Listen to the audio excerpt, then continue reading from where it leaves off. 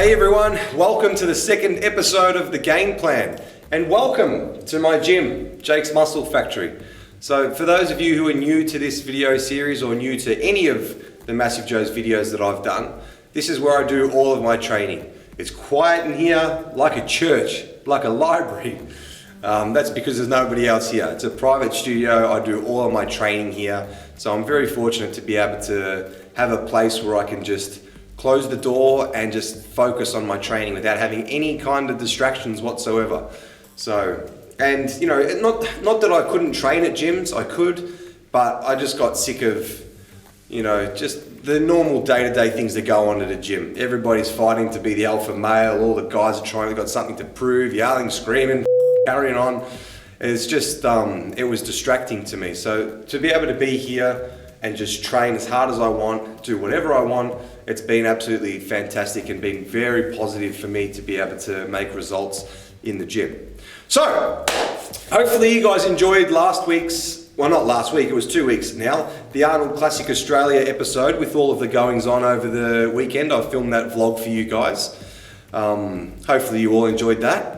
So I definitely did. I had a really good weekend. It took me a couple of days to recover from that. I lost probably about 5 kilos in those 3 days, just from being on my feet all day, talking to people, not really eating what I should, not drinking as much as I should.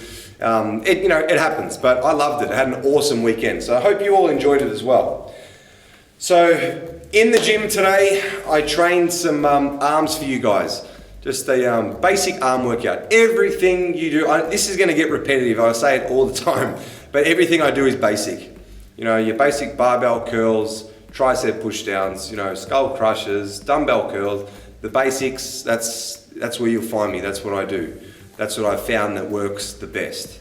And this is more of like a week one kind of Y3T workout where my rep range is anywhere between 8 to 12, might go as high as on the last exercises. Sometimes I'll go for a set of 20 just to pump as much blood in there as I can.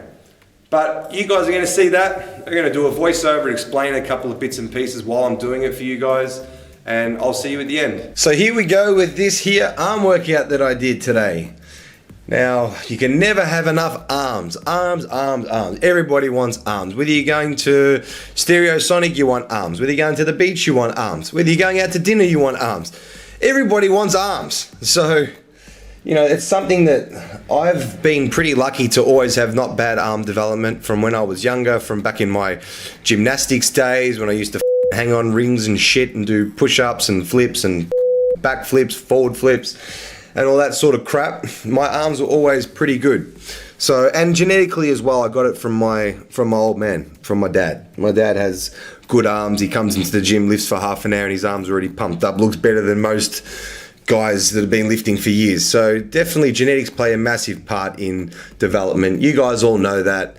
But then along comes the training. So my arm training, it's very, like I always say, it's basic. My training is always basic. So I always start with a curl, whether it's a barbell or dumbbells. I change it up a little bit, but today's rep ranges was mostly going for around about between 8 and 12 reps.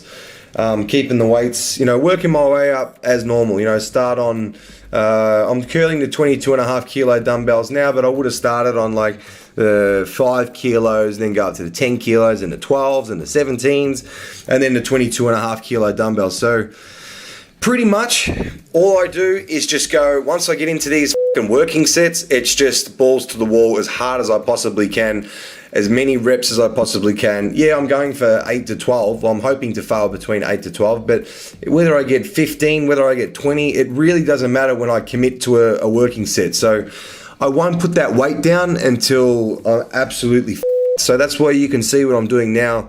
I do like that rest pause where I'll stop down the bottom and then I keep going. And that's something that Neil Hill's Y3T training, that's part of the system. The rest pause, it really helps you get those extra reps. You're not going to be able to do rest pause with every exercise. Like, it wouldn't really work for a deadlift. It wouldn't really work for like a heavy barbell row, T-bar row. There's certain exercises you just wouldn't use it on. But then there's a lot of other exercises where you can. you know, like these bicep curls, obviously I can't just keep curling with, I think this is my heaviest set. What's that? Probably, I think they're about 25 kilo dumbbells. I'm trying to read the side of the dumbbell. I can't even see. Actually, they might be 27.5. So 27.5 kilo dumbbells each hand, and I was getting around about 8 reps, and then I'd rest, do like a rest pause, and then do a few more. So obviously my form is not going to be 100% on those last few reps when I'm really trying to get out, you know, those forced reps. So don't be scared to swing a little bit. As long as you're not swinging from your warm-up sets and the first few reps, you definitely need to use a little bit of momentum to get to move some heavy weights sometimes. So if you're too strict with your weight, you're not going to see any changes in your physique. So it's all well and good to stick to good form, but there is a line where, you know, the form is so perfect that you can't move any weight. So that's the reason why I do swing a little bit towards the end. I purposely do that. I found that my arms didn't grow if I just stayed, you know, super strict. And then, talking about being strict, let's preach. Let's preach to the preacher. Preach to the biceps. So a preacher curl, you know, I warmed up as well, went on really light, and then I worked my way up to the heaviest weight. Now this weight was heavy. I don't even really normally do this much weight. You know, you probably see guys doing this in the gym that have really shitty arm development. They're just strong. But you know, if I do this second in my workout, my biceps are already pretty fatigued. So I find that this is a good one just to really get some size on those biceps. So, you know, doing the rest pause as well, as many as I possibly can, and then the rest position is like that. You know, I put my elbows on top of the preacher bench, take the pressure off my bicep, and then I try to do, you know, an extra 1 or 2 reps or whatever. But that set didn't really work according to plan. I went a little bit lighter after that. You only saw that one set, but each movement, each exercise, I'm doing roughly 3 working sets, 3 to 4, you know, max.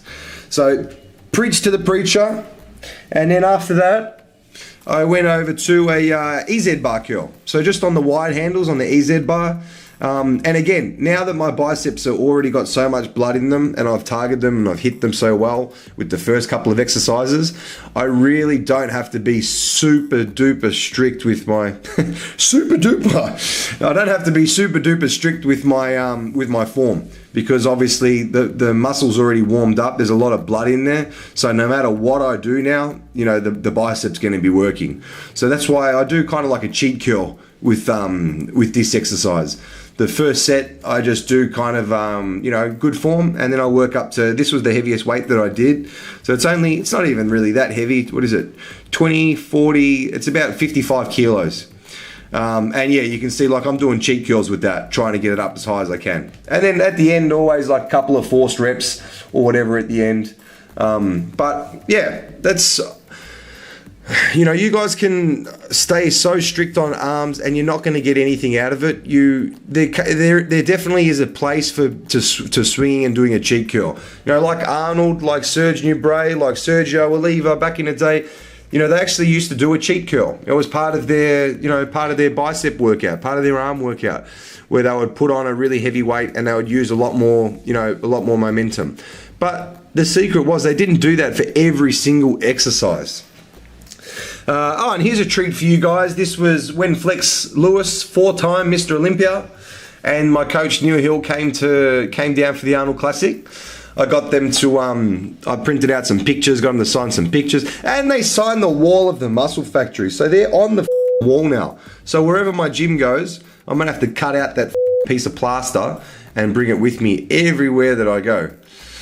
And then Neil, he's probably just writing something to make me feel good about myself. So was Flex. They don't actually mean that. Jake, you have all the tools to be one of the greatest athletes in Australia. Yeah, he's just doing that just to make me feel good about myself. And then, what have we done? So now I've gone on to some more, you could call it brachialis, forearm, a little bit of lower bicep as well. But the good old hammer curl. Dumbbell hammer curl. Sometimes I do this on an easy bar with the preacher with reverse grip. I don't mind that as well. It does a lot more forearm than this does. But lower bicep, this is my favorite exercise to hit that lower head of the lower part of the bicep. So, and look, the same thing. I stay as strict as I can for the first few reps, and then I'll use a little bit of momentum on the last few. You know, my biceps are already toast by this part anyway. But hammer curls is something, you can do it sitting down like I'm doing it. You can do it standing up. And sometimes I do it across the body, where I'll stand in front of the mirror and actually bring one arm up. Same thing, one arm up at a time, but I start from my side and it ends up like around my chest area. So I bring it right in front of me, across the body. That's not a bad way to do hammer curls either. Depends on what you want to do. It's good to obviously mix it up a little bit. But I found that I need to do something for my forearms. So this is a really good movement for forearms. And then I might come in on my accessory day where I'll do kind of like calf training, or even like shoulders and calves, something like that. And I'll throw forearms in there as well. And on the forearm day, I won't do this, I won't do hammer curls, but I'll do like behind the neck, behind the back for my forearms, just wrist curls. And I'll do some reverse curls like on the preacher bench, just really hitting my forearms. So there's nothing worse than seeing someone with big arms and just these tiny little forearms. It's a bit like seeing someone like me that has good legs and shitty little calves. So I'm trying to avoid that happening up top as well. You know, I haven't fixed the calf development area yet, but don't worry, it's coming. So all you motherfuckers that are siding with Joe, Massive Joes, aka no chest, no pecs, go I'm gonna build those calves. Don't worry, they're coming. They're definitely coming. They've improved. And then to finish off my biceps, I moved on to a you can call these a posing curl, high bicep curl on the cables. Going for higher reps here. Rest pause all the way up to 15 to 20 reps. So I'm only showing you one set. I did roughly around about 4 sets of this, just to failure. You know, as many as I possibly could, until my face went bright red like that. And then that was it for biceps. Biceps done. And then moved on to triceps. You know, I most of the time nowadays I pair biceps and triceps up together, just because I like the way that it feels. Once my biceps pumped, move on to triceps. It just, I don't know, it just feels good. Especially for triceps as well. With the bicep pumped, it almost feels like it's like an elastic band. And every time I come up on the reps, it's just easier to do my triceps with the bicep pumped. I don't know. I'm just rambling on a little bit here, but it feels good. And that's all that matters. And I like it. So you can do whatever you want to do. And then, what have I got? So, pushdowns, that's where I'm at. I'm getting excited, I'm getting confused. I was thinking 3 exercises ahead. Tricep pushdowns, what we're doing now. And this is another one where you can use rest pause. You know, normally where I would stop at 8, if I use the rest pause, I can go all the way up to like 12 to 15. You know, so if I get 8, then I rest for a couple of seconds, get another 3, rest, get 2, and then maybe another 2, something like that. Just all the way to failure. It's a cool way to be able to bring the muscle, you know, way past failure without having a spotter with you. Because as you can see, I don't have a spotter. I never have a spotter in the gym. It's just me. So I have to think of ways that I can take the muscle, you know, past failure without having someone there. So rest pause is a perfect way to do that. Now I gotta have a drink. Mouth's getting dry. Talking to you guys, getting nervous. See, you guys put me on the spot. I get nervous when I have to entertain my Massive Joe's peeps. So a few sets there. You know, I've even put some weight on there. So the whole stack plus, I think 5 kilos works out to roughly about 105 or 110 kilos. Roughly, I'm pretty sure the stack's about 95 kilos. So about 100. Oh, actually, no, maybe 100. Yeah, I think it might be 100 kilos. So yeah, a few sets there, about 4 sets, and then warm-ups were done. When I tell you sets, I'm only telling you working sets. I don't include the warm-ups. So these working sets, I did about 3 to 4 working sets with the heaviest weight, using rest pause all the way to failure. And if you do that properly and you hit failure, your triceps should be absolutely toast by the end of this. Then moved on to, I like to hit the long head of the tricep, but I'm not a massive fan of skull crushers. I know that that's like one of the main exercises that you should do, after tricep pushdowns, but I just don't feel like I get a hell of a lot out of it. If anything, I get elbow pain from them. I do them, but I do them a little bit further down the workout. I'm getting a lot out of doing these close grip bench presses lately. So the biggest thing I find is that I have to bring the bar like sort of on the upper pec, bring it up pretty high, and then push up with my triceps. So really good exercise. You can play around with your arm placement. If you bring your elbows right in by your side, you're going to do a lot of your long head, inner head of your tricep. If you flare your elbows out a little bit more, you're going to do a lot more of the outer head and just the whole tricep, I find. So, and another thing to mention too is grip.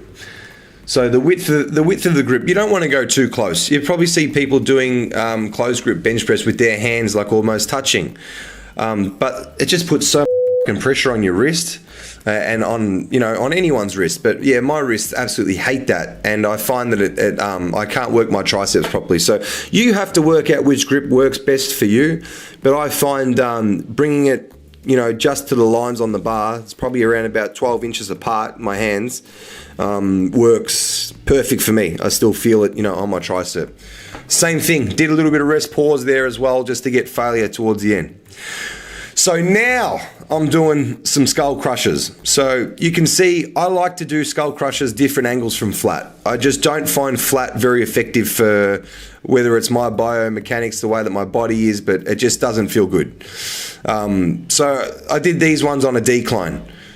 I find that I can get a massive stretch on my triceps on the way down, and I can get a good contraction on the way up. The tension just stays on my triceps the whole time.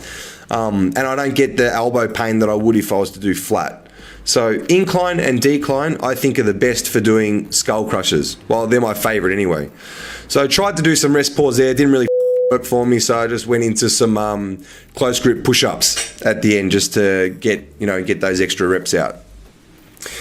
And then giving the camera a sneaky little look out of the corner of my eye to make sure I'm in focus. Rope pushdowns. This is a good finisher. I normally finish on the rope. I just find that it's a good way just to pump blood in the whole tricep, because you can separate the rope at the bottom as well. It feels as if you're getting more outer head development. I know some people would probably argue that that's not true, but it feels like it is. So that's all that I care about. And I just like to finish on this exercise. So reps there, about the same, anywhere between 8 and 12. I'll do the rest pause on this as well, and then on like the end of the last set, I'll just like go. This probably is the last set. You'll see. Once I hit failure, I'll do a couple of rest pause, and then I'll do like fast reps, kind of as fast as I possibly can. So rest pause, keep going, do a few more reps. You really have to push yourself on these working sets. I can't tell you guys enough how important the working sets are to push yourselves. And then at the end I've done that. I've put my hands real close together and just pushed out as many as I can like that. Just getting as much blood in there at the end, just feeling a really good pump. And then this is called the Arnold Schwarzenegger Special. Arnold Schwarzenegger's taught this exercise to Lee Priest. When I was working with Lee Priest, he showed it to me, and he told me that Arnold was the one that showed it to him. So it's more just a finishing movement. You can see there's 3 parts to the movement. There's this one where you put your head under the bar, just standing on the floor. You can't see my legs. I'm probably trying to cover my calves, so you guys can't bag me out for having shit calves. But yeah, you go under the bar and do as many as you can. Like try to do 20. And then you stand up close to the bar. You don't touch your chest on the bar. It's about a fist distance off the bar. And you do 20 close grip presses.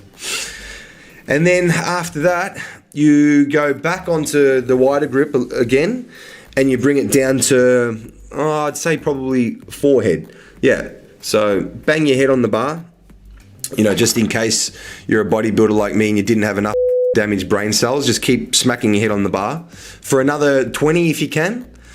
And that's really the whole workout. Do as many of those as you possibly can. So there you go. There's my arm workout. Obviously, I trained biceps first because I'm really trying to bring these biceps up for the Mr. Universe at the end of the year. That was something that Neil critiqued me on, was that my arms look big, but my bicep, when I actually pose and hit like a front double bicep pose, they don't look impressive because my bicep is lacking behind my triceps. So that's why I do the triceps at the end of the workout. So you guys saw, basic, to the point. I pretty much just try to get into the gym. Once I'm warmed up, do those super hard working sets, put all my effort into those working sets, do a few exercises, and then that's it. Call it a day. You know, I'm not going to sit here doing 20 exercises, every single angle that the gym has, different machines. There's no need for it. You know, I can get the same amount done with 4 exercises if I push myself with the intensity, you know, 100% balls to the wall intensity, and that's what I've found that works the best. So, what are we going to do for you guys for the next episode? We're going to have to think up something. Maybe I'll do another vlog for you guys, just a normal day here. You know, training clients, going into the factory, going to my parents' sheet metal factory, doing some sheet metal work there. I'll think of something. I'll get some things to do for you guys, but you're going to miss out on it if you don't hit the subscribe button. It's up here somewhere. Hit that. Stay up to date with all the videos that I'm doing and all the other videos that the Massive Joes guys are doing. And I'll see you all in the next video.